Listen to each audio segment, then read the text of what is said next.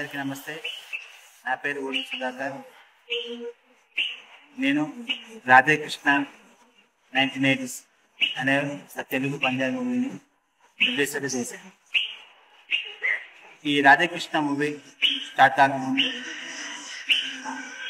Heroine ఎక్సర్సైజులు friends గతంలో చాలా సినిమాలు తన యొక్క పంజాబీ భాషను నిర్మించి హీరోలు వస్తుంది. అయితే నాకు చిన్నప్పటి నుంచి సినిమాల మీద చాలా ఇంట్రెస్ట్ ఉంది. సినీ రంగంలోకి ఎలాగైనా రావాలని, అది ఎలా చేద్దామని తెలియదు. నా ఫ్రెండ్ అయిన సైదు సినిమాలో హీరో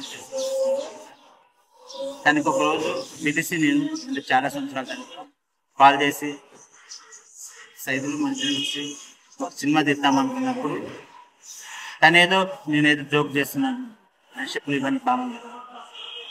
కానీ మళ్ళీ ఇంకోసారి ఫోన్ చేసి తనతో సినిమా చేద్దామని చెప్పినప్పుడు ఎందుకు ఒక చిన్న నమ్మకం కలిగి ఇద్దరం కలిసాక నా చిన్నతనం ఇప్పుడు ఒక చిన్న స్థాయిలో వచ్చి తన ఒక నమ్మకం ఉంది, సరే చేద్దాం బావా అన్నాడు. అప్పుడు ఏదైనా మంచి స్టోరీ ఉంటే తీసుకురా అన్నప్పుడు నా దగ్గరికి ఒకరోజు కాల్ చేసి ఈ 1980s రాధాకృష్ణ స్టోరీని తీసుకొచ్చాను.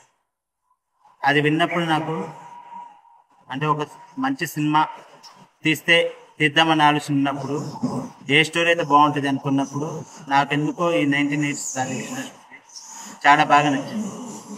సరే ఓకే స్టోరీ ఇద్దాం బాగుంది, మరి దానికి డిపార్ట్మెంట్ ఎలాగనుకున్నాను.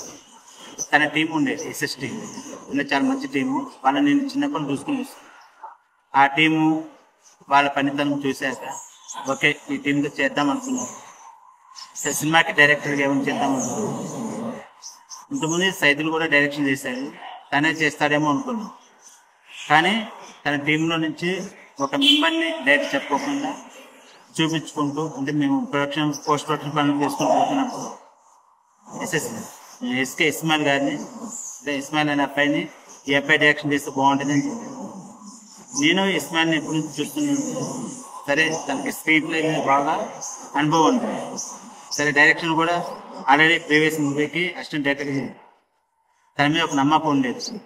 సరే చేయలేస్తారని నమ్మకంతో సరే నేను కూడా ఓకే ఇలా అన్నీ అయిపోయిన తర్వాత సెట్ ఎక్కడ చేయాలి, సినిమా షూటింగ్ ఎక్కడ చేద్దాం అనుకున్నాం. అన్ని లొకేషన్ తిరుగుతుండగా మాకు జంగాలపల్లి అనే విలేజ్ కనబడి, అంటే మా స్టోరీకి ఆ గ్రామం పర్ఫెక్ట్గా సరిపోతుంది అనుకున్నప్పుడు సరే ఓకే సరే లొకేషన్ అన్నీ అయిపోయింది. హీరోయిన్గా ఎవరు చేద్దాం అనుకున్నాం. అలా మా హీరోయిన్ మా సినిమాకి మా స్టోరీకి తగ్గ హీరోయిన్ ఎవరైతే బాగుంటుంది. మినిమం ఒక చాలా వరకు ఫోటోలు వచ్చాయి చూసా. కానీ ఆ పల్లెటూరు వాతావరణానికి ప్లస్ హాఫ్ శారీస్కి ఇలా లొకేషన్ తగ్గ అమ్మాయి కావాలంటుంది. మాకు ఎంతో బ్రహ్మరమ్మక్క గారిని చూసినప్పుడు చాలా మంచి ఇంప్రెషన్ కలిగింది. ఈ అమ్మాయితో మనకి స్టోరీ బాగుంటుంది, స్టోరీలో హీరోయిన్ గా క్యారెక్టర్ బాగుంటుంది అనుకున్నాను. ఆ అమ్మాయిని అప్రోచ్ అయ్యి ఆ మేడం గారిని అప్రోచ్ అయ్యిందంటే ఓకే తనతో కూడా మాట్లాడాను. తను బాగా యాక్టింగ్ చేస్తుంది అనే ఒక చిన్న ప్రీవియస్ వీడియోలు చూసాక సెలెక్ట్ చేస్తాను. నెక్స్ట్ ఇంకొక హీరోయిన్ మా మూవీలో 3 హీరోయిన్స్. సెకండ్ హీరోయిన్ ఎవరనుకున్నప్పుడు అర్పిత గారిని సైదులు ప్లస్ ఇస్మాయిల్ గారు సెలెక్ట్ చేస్తారు. ఓకే ఆమె కూడా బాగుంది స్టోరీ. ఇలా మొత్తం టీమ్ రెడీ. నెక్స్ట్ లొకేషన్లోకి వెళ్ళి మాకు నిజంగా చెప్పాలంటే మా లొకేషన్లో జంగాలపల్లి గ్రామ ప్రజలు చాలా రకాల సపోర్ట్ చేస్తారు. ఆ గ్రామంలో వాతావరణం కానీ స్టూడియో లొకేషన్ చాలా బాగుంది. ఓకే ఇలా షూటింగ్ మొత్తం అయిపోయింది. కొన్ని ఇబ్బందులు పడుతూ కొన్ని మంచి చేసుకుంటూ ఉన్నాయి. ఇంకా సినిమాకి మెయిన్ ప్రాణం ఏంటంటే మ్యూజిక్ కావాలంటే వేరే వాళ్ళని ఎవరు చూసుకుంటుంటాము. మాకెందుకు ఎంఎల్ రాజా గారి మ్యూజిక్ బాగుంటుంది అనిపించింది. మేము ఏ విధంగా అయితే ఎక్స్పెక్ట్ పెట్టుకున్నామో 100కి 200% తను న్యాయం చేశారు. ఆ సాంగ్స్ కానీ అలాగే ఆర్ఆర్ విషయంలో కూడా బ్యాక్గ్రౌండ్ మ్యూజిక్ కానీ రాజా గారు చాలా అద్భుతంగా ఇచ్చారు. నిజంగా మా సినిమాకి ప్రాణం అంటే ఏదైనా ఉండేది ఆర్ఆర్ మ్యూజిక్.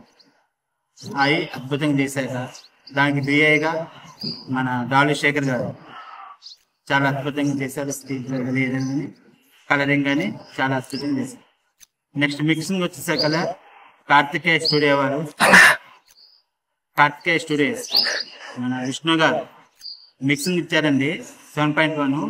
చాలా చాలా అద్భుతంగా, అంటే ప్రతి ఒక్క సౌండ్ ఆర్ఆర్ కానీ ప్రతి ఒక్క ట్రాక్ కూడా ఎటువంటి మిస్టేక్ లేకుండా చాలా అద్భుతంగా చేసేసింది. సో ఓవరాల్ గా మా 1980s రాధాకృష్ణ మూవీ చాలా అద్భుతంగా వచ్చింది. కావున ప్రతి ఒక్కరు ఈ సినిమాని థియేటర్కి వెళ్ళి చూడాలని మనసారా కోరుకుంటున్నాను.